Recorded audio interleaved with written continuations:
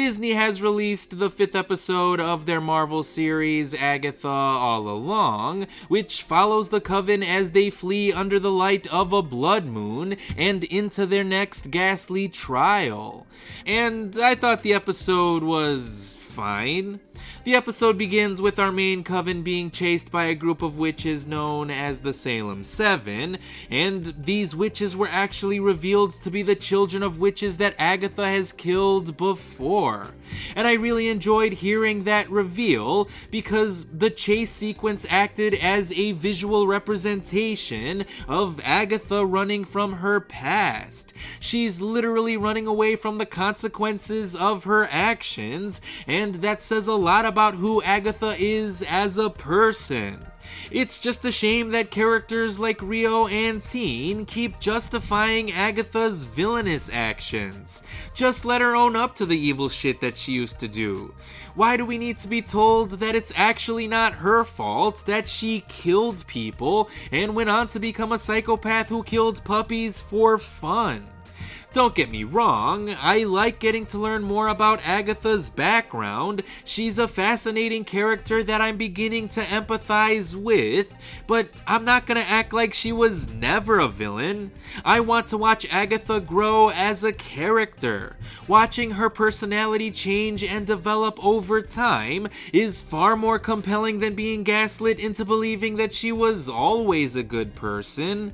But by claiming that certain things were not her fault, or by shifting the blame onto other people, or by acting like she was always a good person from the start, I feel like the show has turned Agatha into a less interesting character.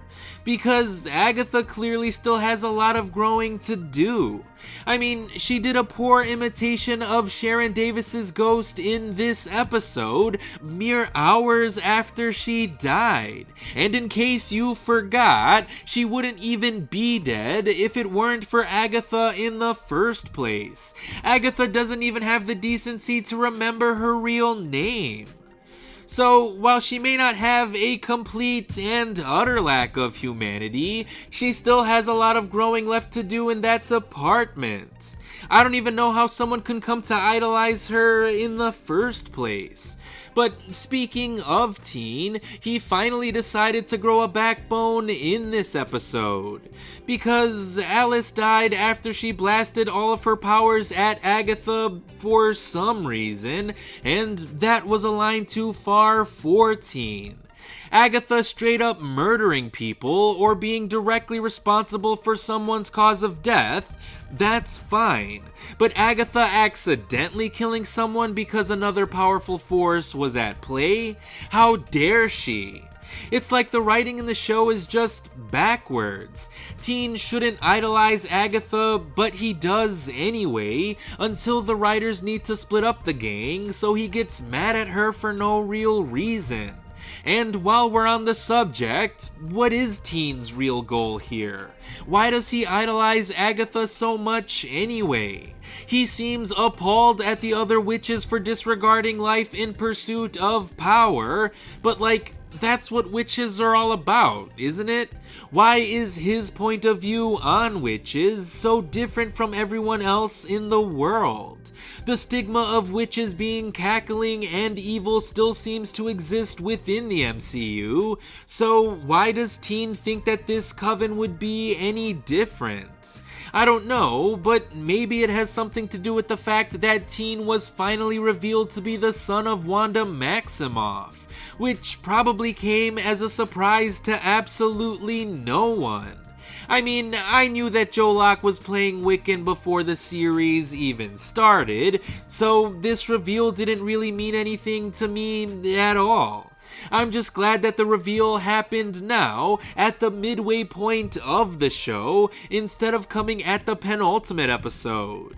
Because now, Teen's identity reveal as Billy Kaplan can have some impact on the story being told. Which is a good thing, because the very existence of Billy raises several interesting questions. Like, how is he here? Where is his brother Tommy? And is it possible that his mother Wanda could still be alive? But even if the series doesn't answer any of these questions, I would still like to learn more about Billy himself. What is he doing here? What are his motivations? What is he gonna do about that anger management problem? I mean, for a guy who spent the majority of the episode preaching about unity, it definitely looked like he was ready to kill the people he called friends in order to further his own agenda, which is the very thing that got him upset in the first place. So what exactly is he trying to accomplish here? I don't know, but hopefully we'll get some of these answers in the next episode. And depending on what those answers are, will determine how I look back on this episode. But I guess we'll find out what the next episode will actually have in store for us once Agatha All Along returns on Wednesday.